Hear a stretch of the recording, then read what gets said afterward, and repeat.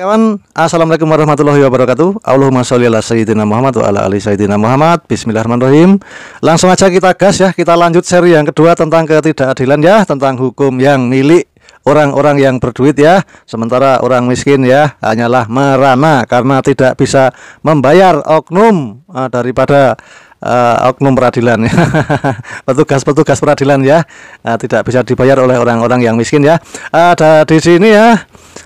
Kita akan mengulas, membahas, dan juga kita akan mencermati ya kata-kata pembelaan yang dilakukan oleh Ahmad Khofiruddin ya, yang dari Banten ya, pengacara yang terus terang saya suka dengan keberaniannya dan juga kecerdasannya, karena yang beliau katakan adalah semuanya benar, tidak ada yang salah bagi saya dan bagi masyarakat umum pada khususnya ya. Jadi ini tentang eksekusi rumah ya, yang dimana eksekusi rumah itu tidak bisa dilakukan tanpa putusan pengadilan yang berkekuatan hukum tetap ya, karena hal ini ya berlaku atas res judicato pro veritate habetur ya.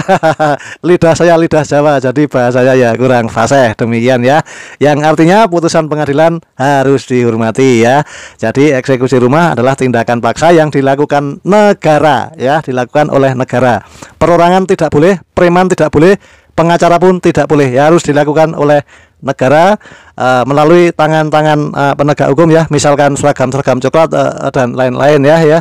Jadi eksekusi adalah tindakan paksa yang dilakukan negara melalui pejabat pengadilan atas permintaan pihak yang menang dalam satu putusan ya, setahu saya itu, dan dalam ingatan saya masih tertera seperti itu ya. Jadi pihak yang kalah tidak melaksanakan putusan pengadilan maka dapat dilakukan eksekusi. Perlawanan terhadap eksekusi dapat diajukan oleh orang yang terkena eksekusi atau oleh pihak ketiga ya. Perlawanan ini diajukan kepada ketua pengadilan yang melaksanakan eksekusi ya. Jadi memang banyak hambatan ya untuk pelaksanaan eksekusi, antara lain ya, misalkan objek eksekusi yang tidak jelas, salah eksekusi, harusnya yang dieksekusi itu rumah nomor 10 tapi rumah nomor 4 malah dieksekusi. Itu banyak sekali terjadi ya. Maklum banyak oknum-oknum yang ngawur ya, dan bertindak arogan bagaikan preman ya, seolah-olah diduga seragam coklat ya, rombongan preman yang arogan diduga seperti itu ya oknum-oknumnya ya. Oknum ya, jadi tidak semuanya hanyalah oknum. Jadi objek eksekusi ya telah berpindah tangan kepada pihak lain, terbitnya sertifikat baru, pihak yang kalah melakukan perlawanan, upaya hukum peninjauan kembali yang dilakukan oleh pihak yang kalah, itulah tentang eksekusi ya. Untuk selengkapnya langsung aja mari kita simak bosku ya. Jangan lupa like dan subscribe-nya ya. Langsung aja kita tonton. Gak ada money, mana money-nya? Ini bukan sengketa hak, Pak. Sengketa hak? Dari mana sengketa hak? Pak Radikin itu karyawan Jasindo, punya hak. Tidak punya. Sudah ada di Komnas HAM. Sudah selesai dengan Komnas HAM. Tidak ada. Di Komnas HAM perintahnya mengambil upaya hukum. Mengambil upaya hukum. Saya persoalkan semua. Sebentar. Kalian semua yang terlibat. Ini belum ada perintah pengadilan. Yang berwenang mengosongkan lahan. Perintah pengadilan. Perintah pengadilan. Kamu dapat kamu kosongkan. Kamu jangan ikutan. Perintah pengadilannya mana? Perintah pengadilannya mana? Saya jelaskan sekali lagi, Radikin Alatif punya hak. Jadi tidak boleh ada barang privat satupun yang dikeluarkan dari rumah ini tanpa perintah putusan pengadilan. Ini negara hukum, bukan negara barbar, bukan negara yang bisa dikangkangi lawyer, bukan negara yang dikangkangi oleh pengacara, apalagi aparat penegak hukum, satpol pp, polisi dan seterusnya. Tidak ada upaya paksa kecuali oleh organ negara. Satu-satunya yang punya wewenang memaksa hanya organ negara. Organ negara yang punya kewenangan untuk memaksa putusan pengadilan. Pak TNI, hati-hati Pak TNI, jangan terlibat semuanya. Kalau ada yang terlibat satupun saya persoalkan. Berhenti, tidak boleh ada yang mengambil satupun barang-barang privat yang dilindungi secara perdata. Apa kamu nare-nare saya? Apa kamu nare-nare saya? Berhenti. Gak boleh satupun barang privat yang dikeluarkan. Barang-barang privat ini bukan dibeli oleh Jasindo. Ini bukan Jasindo yang beli ini. Ini bukan Jasindo.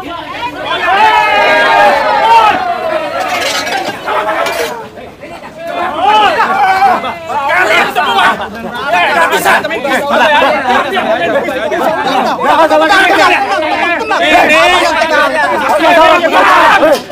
Siap semuanya. Biasa aja. Buka kacamata kamu. Biar saya kenali wajah kamu. Apa? Kamu jangan bisa halangi dia. Kamu dibayar.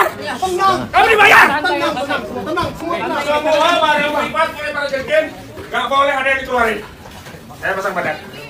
Ini negara hukum. Yang punya kewenangan memaksa mengeluarkan barang dari rumah para jikin hanyalah perintah unmanding putusan dari pengadilan.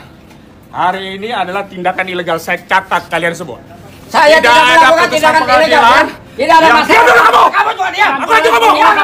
Hanya kamu aja boleh ngomong. Saya tidak. Santai ngomong. Buka kacamata kamu. Saya nggak perlu buka. Saya kenali wajah kamu. Saya juga kenali wajah kamu. Sabar Pak, sabar. Jadi sekali lagi. Saya juga kamu. Apa kamu?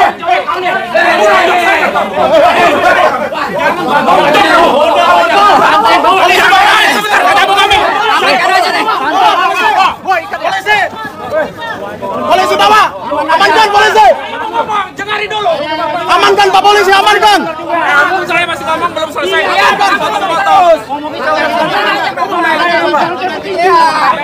Jangan merasa kamu yang paling menang sendiri. Bisa baik-baik Pak, bisa baik-baik. Bisa baik-baik. Bisa baik-baik.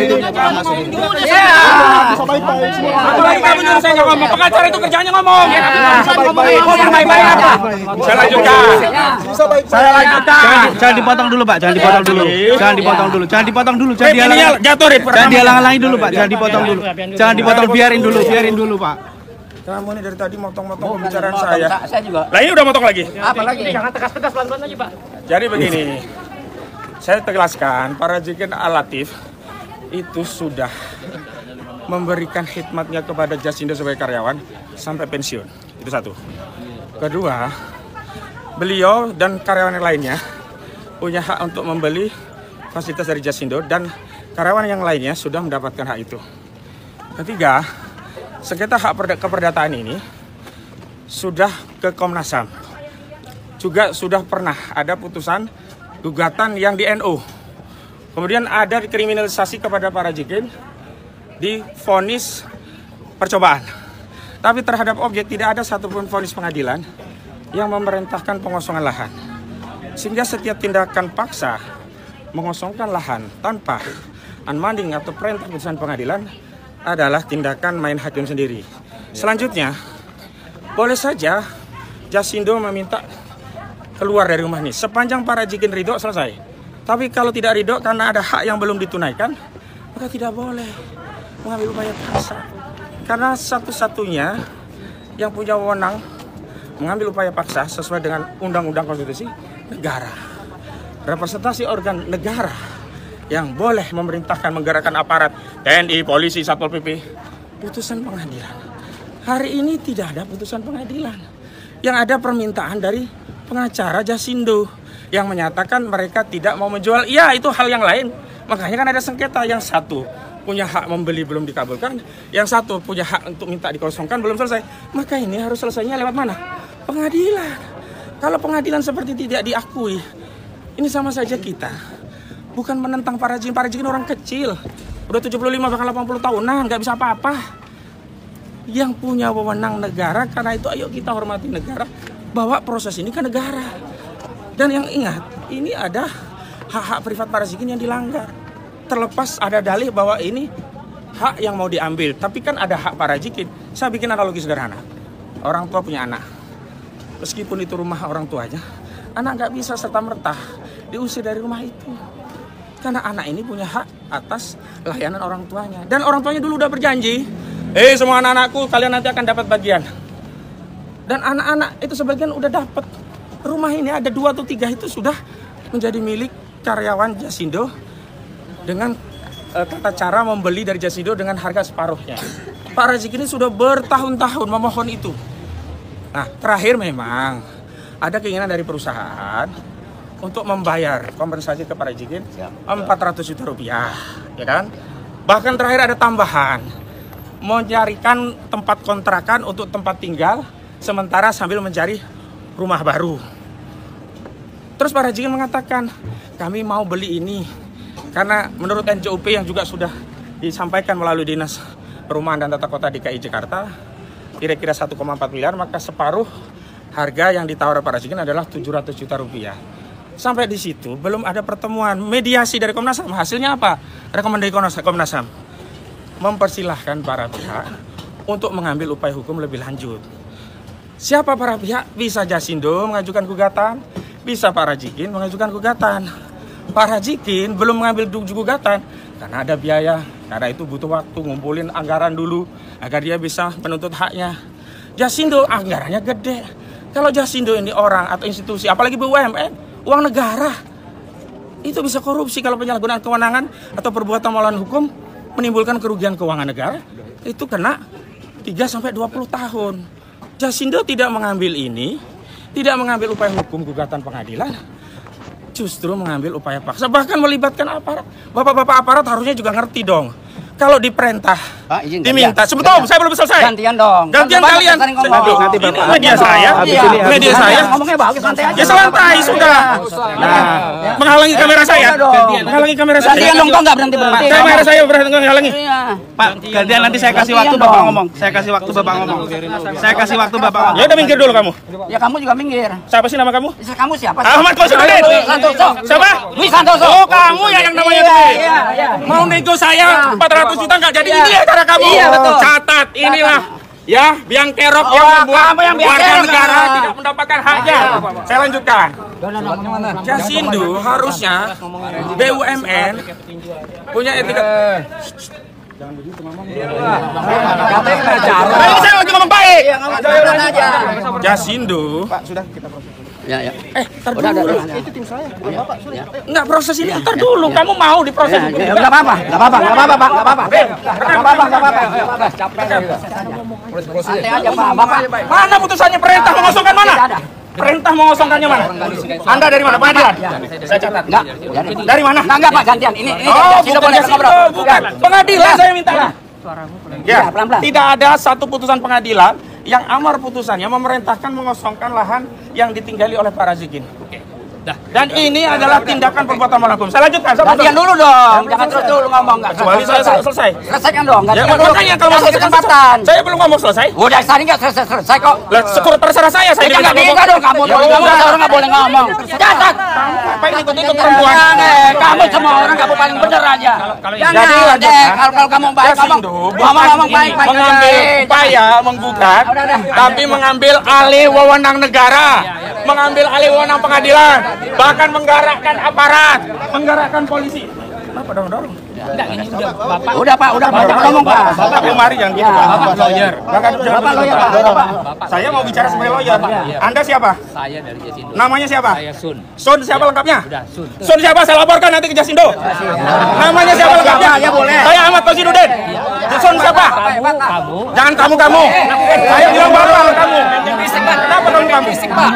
Nama kasih siapa sekarang? Sun jangan. Catat siapa? Iya. Siapa? Ayo udah. Enggak, dengar biar orang tahu siapa. Iya, Sun Banualas. Sun Banualas. Baik. Justru memerintahkan Sun Banualas dengan lawyer untuk melakukan eksekusi tanpa putusan.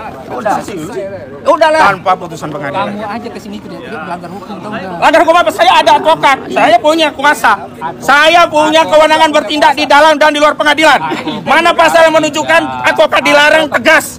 Tidak ada. Kalau kamu nggak percaya saya advokat, tanyakan ke Pradi. Jangan di sini forumnya. Nah, jadi saya sekali lagi akan mempersoalkan ini semua. Dan ingat, wahai rakyat Indonesia, Pak Listio Sigit Prabowo, ternyata aparat Anda digerakkan oleh PT Jasindo untuk ikut mengamankan tindakan Eigenreachting, tindakan yang menghakimi sendiri tanpa putusan pengadilan, tindakan yang dilakukan tidak dengan mentaati hukum, tindakan yang mencederai institusi kepolisian, termasuk pengadilan, Pak. Pengadilan hari ini kewenangannya diterabas tanpa perintah, bahkan tanpa unmanning dari pengadilan. Ada institusi yang berani mengambil tindakan fisik eksekutorial dengan apa? Dengan mengambil langkah sendiri. Saya mengadu kepada seluruh rakyat Indonesia, apakah hukum di negara kita seperti ini? Mohon maaf, saya lawyer saja yang tahu hukum diperlakukan seperti ini. Memberi penjelasan nggak dianggap. Saya hanya dianggap ngomong doang, dibiarin. Tindakan tetap jalan. Ini adalah presiden buruk bagi penegakan hukum di Republik ini. Saya tidak ingin negeri ini rusak hanya ulah oknum segelintir. Jadi rekamannya masih ada. Jadi saya jatuh tadi. Udah diambil? Nggak apa-apa. Ini Masih ada ya. Saya sampai rekaman saya jatuh, desak-desak. Saya satu orang. Lihat di berapa orang nih merubuti saya semua ini. Saya perhatikan pokoknya wajahnya satu kasus. Di akhirat akan saya tuntut semua. Di dunia juga kalau ketemu kasus dengan saya, lihat saja nanti kasus ini. Ya. Jasindo jasa ngambil hak orang lain, ngangkut-ngangkut. Jasindo bukan jasa asuransi Indonesia ini praktiknya. Jasa mengeksekusi lahan tanpa putusan pengadilan. Jasa menzolimi rakyat.